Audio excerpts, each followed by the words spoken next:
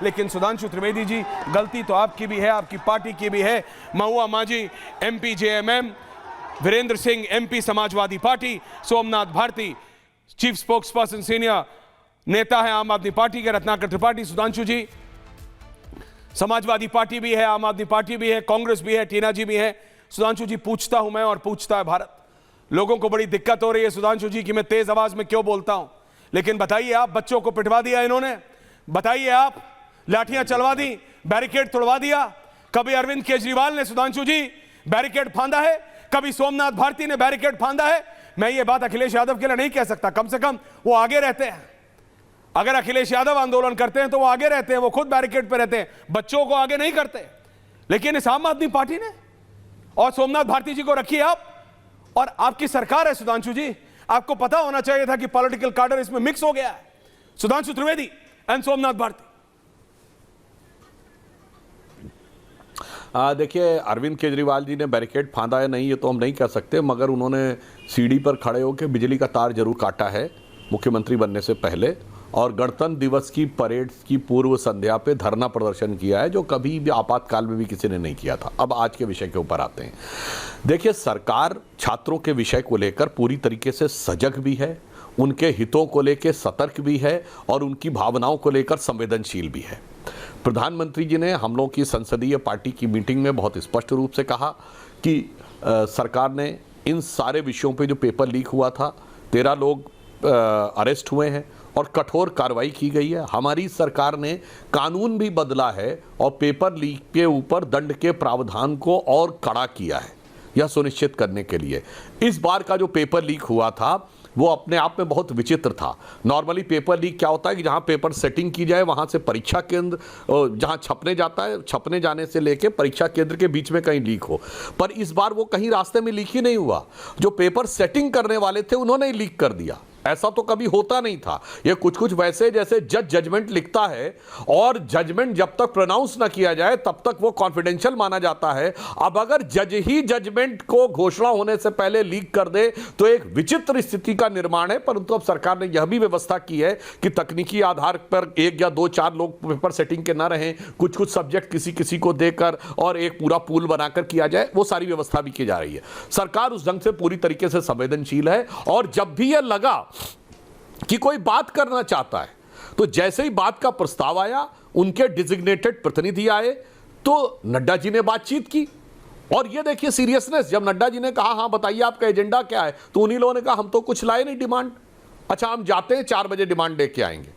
तो ये भी दर्शाता है कि विषय की गंभीरता ही नहीं थी। यानी जब आप सरकार से मिलने जा रहे हैं डिमांड पूरी करें, तो डिमांड का कोई ऑफिशियल स्वरूप ही नहीं था। हम जो कह रहे हैं वो मानना चाहिए। अब यहां मैं बताना चाहता हूं, छात्रों को समझना चाहिए कि आपकी मांग और ये जो हुड़दंगी दिख रहे हैं, इन दोनों में कोई कनेक्शन नहीं है।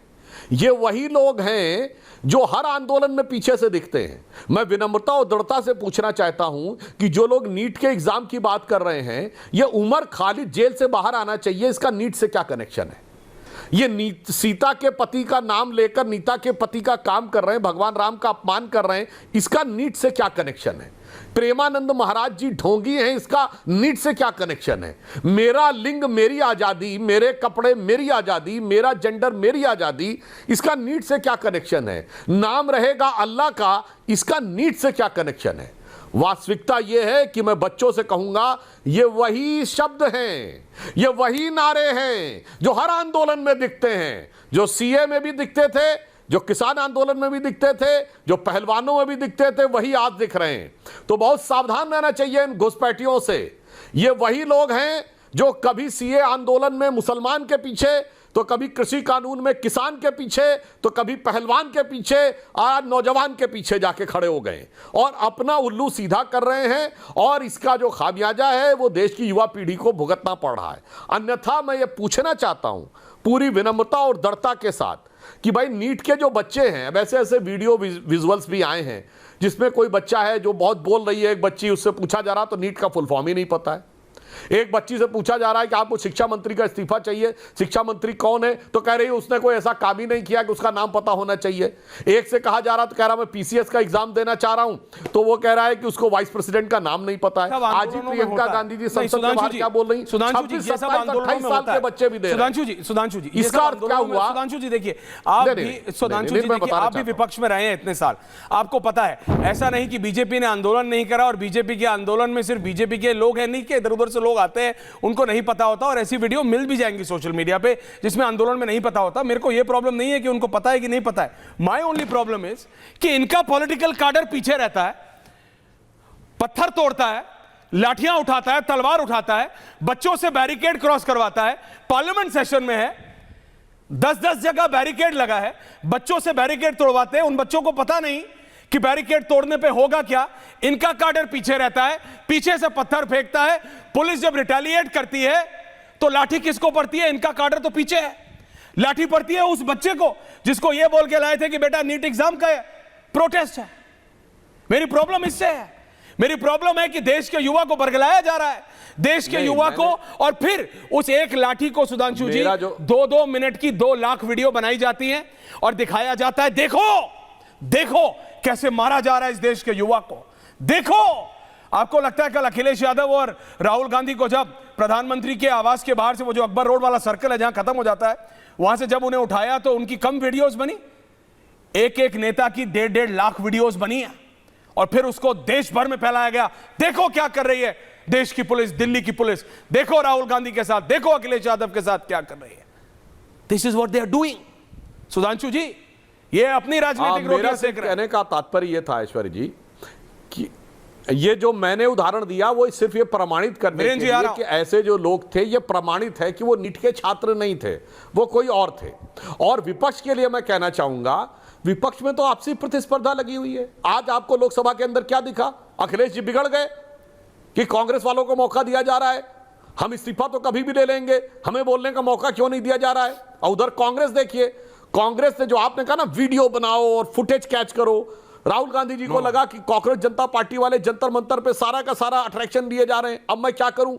तो खड़गे जी के आवास पे गए उनको जन्मदिन की बधाई देने के बहाने, और आकर 7 लोक कल्याण मार्ग के ऊपर लोटपोट होने लगे, जमीन के ऊपर लेट गए जैसे कोई बालक होता है। हम लोगों ने बचपन में देखा होगा, बहुत से बच्चे रूठ जाते हैं, जमीन पे एकदम लेट जाते हैं, और उनके दिल का दर्द होगा जो वहां बैठ गए कि ये प्रधानमंत्री आवास तो मेरी खानदानी बपौती थी, ये कैसे हो गया कि हम यहां नहीं बैठ पा रहे, अंदर ना बैठ पाए तो बाहर ही बैठ जाएं। अब आप आइए, पहले उन्होंने कल शाम का सारा फुटेज खींच लिया, अब आज कहा साहब 4 बजे हम प्रेस कॉन्फ्रेंस करेंगे, और अभी आपने देखा भाजपा कार्यालय के बाहर जाएंगे। यानी वास्तविकता यह है कि वो छात्रों को भी कोई मीडिया स्पेस नहीं देना चाह रहे हैं। उनको लग रहा है कि समाजवादी पार्टी को स्पेस नहीं मिलनी चाहिए, आम आदमी पार्टी को स्पेस नहीं मिलनी चाहिए, सारी की सारी स्पेस हमको मिलनी चाहिए। और उसका मैं प्रमाण इसलिए बता रहा हूं कि मैं विपक्ष से कहूंगा कि आप संसद में कह रहे हैं कि आप स्थगन प्रस्ताव लाकर कार्रवाई करना चाहते हैं, तो आपस का ईगो छोड़ दीजिए ना, सारे लोग मिलकर एक होइए और एक प्रस्ताव लाइए। आप कहिए हम सब इंडी गठबंधन के सदस्य हैं, अमुक व्यक्ति हमारा नेता है और ये प्रस्ताव ला रहा है। जैसे हमारे एनडीए गठबंधन के घटक दल मान्यता प्राप्त हैं, मोदी जी हमारे नेता हैं और हम यह प्रस्ताव रखते हैं, लाइए। नहीं लाएंगे क्योंकि इनको छात्रों से कोई मतलब नहीं है। छात्रों के कंधे पर बैठकर अपनी राजनीति की गोलियां चलानी है, मोदी जी के ऊपर अनाप शनाप घृणा का भाव करना। अन्यथा मैं विनम्रता और चुनौती से कहता हूं कि लाएं कल ही सदन में प्रस्ताव, एक अपना नेता तय करें इंडी गठबंधन का, उसको ऑफिशियली मान्यता दिलाकर कहें कि हम एक प्रस्ताव ला रहे हैं। नहीं लाएंगे।